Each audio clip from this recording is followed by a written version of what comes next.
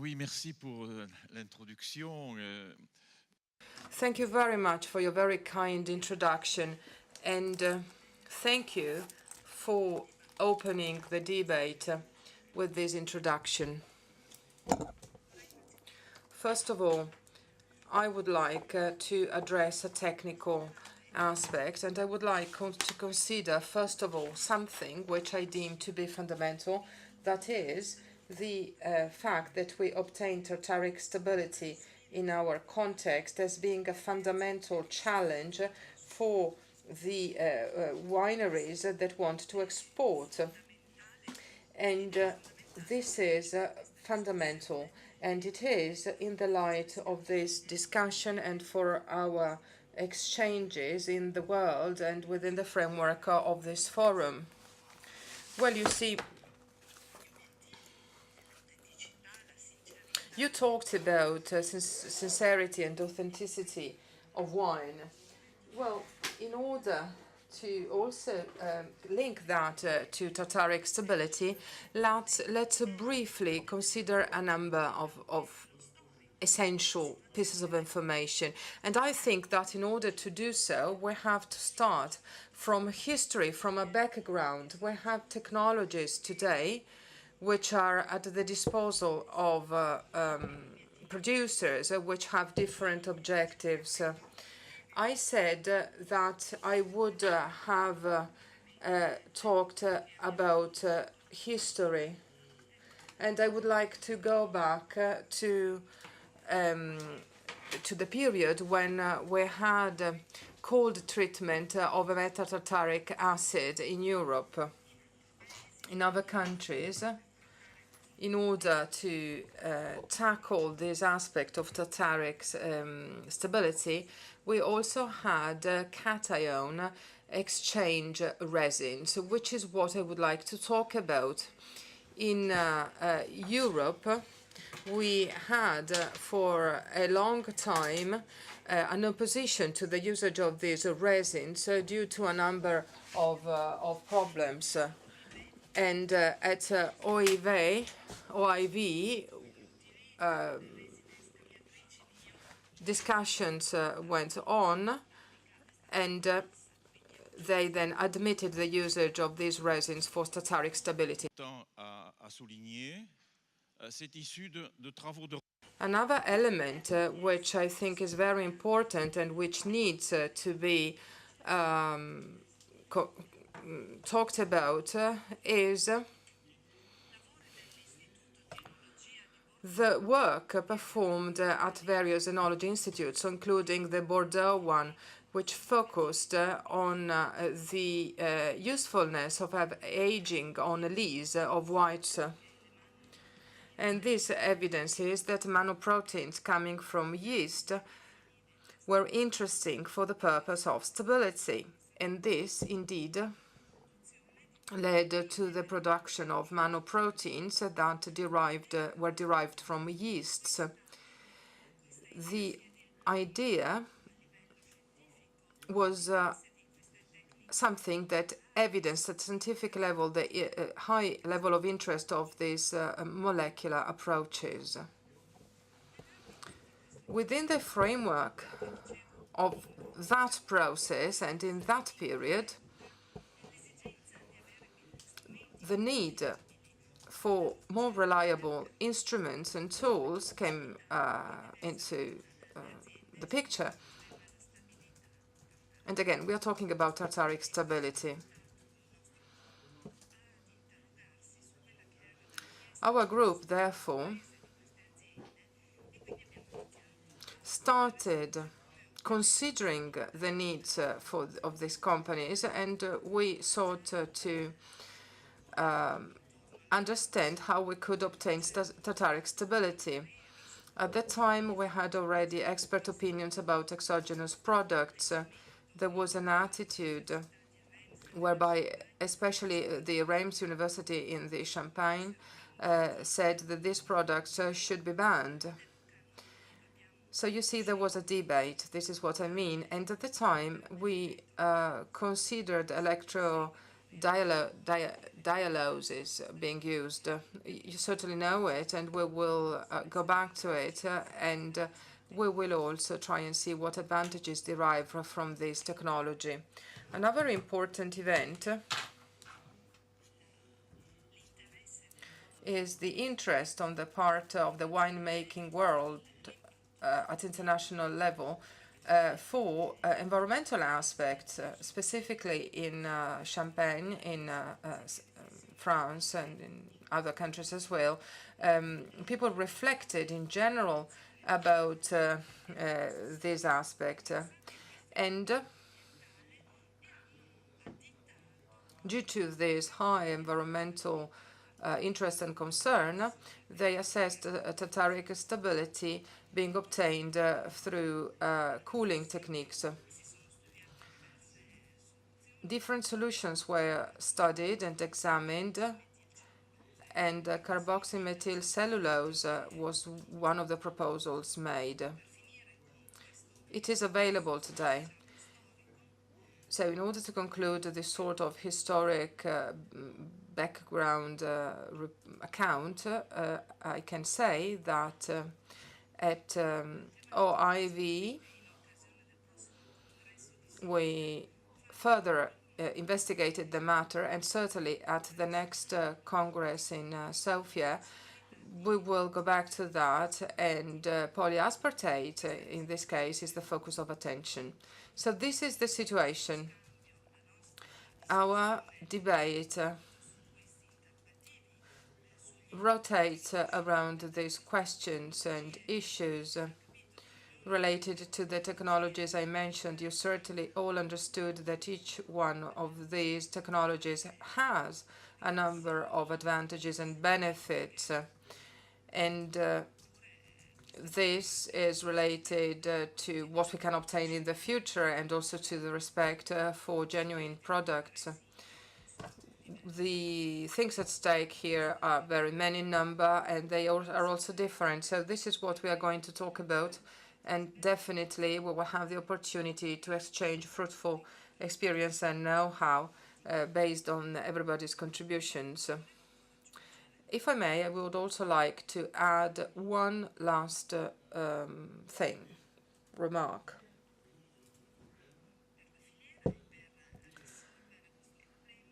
In order to tackle this issue, it is important for the entire sector to have methods which make it possible to really characterize stability or instability, and what we mean by that. I would like to insist on the concept of the extent of this stability or instability. You might say, pick one treatment, you use it, and then necessarily you have a stable or unstable wine. This might also derive from the level of stability or instability of the wine itself. So there is this concept of level of stability. The instruments that are used to characterize it, to describe it, and to make sure at producers that they use reliable treatments in relation to what they want to obtain, you have, again, to use these instruments. And I hope that I answered your question. And of course, I'm ready to go back to the various points. Now, this being said, among the various techniques that are available, you mentioned electrodialysis. I'd like to ask Mr. Scrinzi the following question. Since you deal with many different types of wines from north to south, where did you find out that electrodialysis could give its best, that it was most applicable? And more specifically, what benefits did you discover from using this technique? Well, yes, good morning to all. My initial approach to electrodialysis was back in 2009 when we entrusted the management of the Bolla winery when we took over, and I have to be honest, we were skeptical at the beginning about using this technology. The experts and winemakers there were pretty good. I mean, they had introduced the equipment back in 2002, and it was introduced by Professor Novello, and it was the second machine of the kind introduced in Italy. Professor Novello had carried out a very advanced study which was very detailed from a scientific point of view in terms of analytical readings and tasting notes and everything, and sensory characteristics. The company, the manufacturer, was part of an American conglomerate, Danforth, and they had a certain mastery of these processes. So the machine had been sold back in 2002. I was very perplexed about using the machine, and perhaps in the next hour we'll come back to this. Concerned primarily the red wines. I had started to work on red wines in a pretty intensive manner. Then once I learned how to use the machine and how to calibrate it and adjust it, I could really benefit from its full potential, which was much more than the other stabilization methods, including cold stabilization, because it preserved the colloidal elements and the color. In 2010, based on our experience with the various techniques that had been developed in the course of time, I had a chance to work with a South African stagiaire, Anna Kenning, who, in cooperation with the French University and ESA and the University of Bologna, helped us refocus all Tartaric stabilization systems, including electrodialysis, cold stabilization, which was in use in our other wineries, also taking care of nanoproteins, CMCs and resins and everything. So we really were able to compare like for like. There too, we produced a big body of studies which, combined with Professor Novello's, confirmed that electrodialysis was ideal for tartaric stabilization. In 2014, unfortunately, and that is something that happens in wineries, in a very small winery, which was part of our group, there was a problem that cropped up on a relatively small production of Moscato with calcium precipitation. And unfortunately, for a number of reasons associated with our importers and something else, that created a major problem. We could not, with cold stabilization, settle the problem in a safe way, and so that prompted us to implement a machine on the same equipment on a much smaller winery that produces approximately 1 million bottles. So we started seeing whether that was applicable elsewhere, and we realized that there were many applications in our southern Italian wineries, where there were problems with cold stabilization techniques. Hence, we introduced the same technology to Sicily.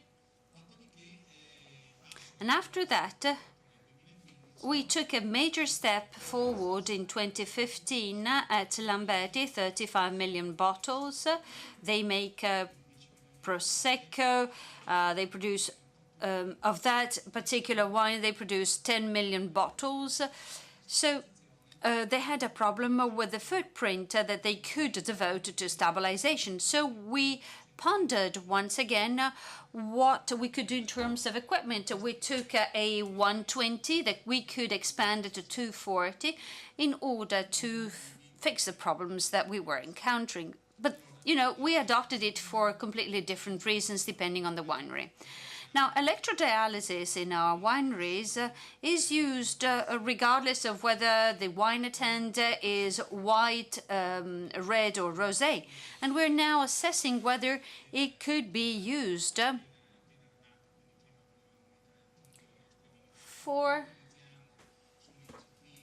For Turat, we have wineries where we have very small numbers that could benefit from that treatment, like 10,000 bottles, and particularly wines that are aged in oak.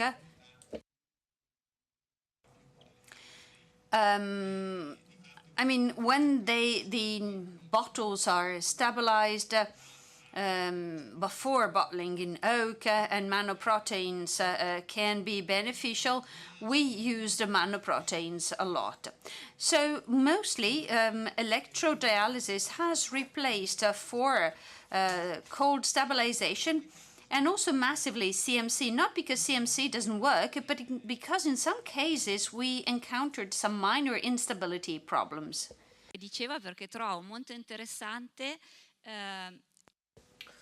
I'd like to go back to what you're saying, because there might be some commercial outcomes from your choice to use electrodialysis in terms of exports and also retail distribution. What are the how is it received by these customers? Well, as we said yesterday, in today's markets, our wines must be perfect in terms of product stability, first and foremost. Then you have other parameters that you have to comply with, and you have to stay in line with the specs that the buyers and the customers prescribed. Hardly ever do buyers get involved in our technical choices, although increasingly often we have buyers who come from the various retail chains that are asking questions. But no one has ever imposed us to treat a wine using electrodialysis or any other means for that matter. However, it is true that someone has asked us in the course of time to avoid cold stabilization and move on to CMC. That was a big choice. I mean, now for sure, it has to do with safety. I have to be honest with you. Minor instability problems, well, we know, we've encountered them. And I'll give you this example because it was something I dealt with. As I mentioned before, Cabianca had a problem with 6,000 to 7,000 bottles of Moscato that started re-fermenting in Korea, where Moscato is the flagship wine and where our importer is the largest beer producer in the country, who was selling our wine to the most important retail chain in the country. So for those 6,000 to 7,000 bottles for which we had a problem, we jeopardized the relationship with that importer and the entire market in Korea. And not only that, we were also jeopardizing our importers' relations to the largest retail distribution chain. So I had to buy a ticket to go to Korea, and I hired a Korean man who had graduated in Geisenheim and had to address stability for one whole day. I think we've clarified well enough how important it is to guarantee stability and what the role of stabilization can be. Mr. Udo Gruber, on top of this guarantee of stability, what are the other advantages? What are the other benefits of electrodialysis?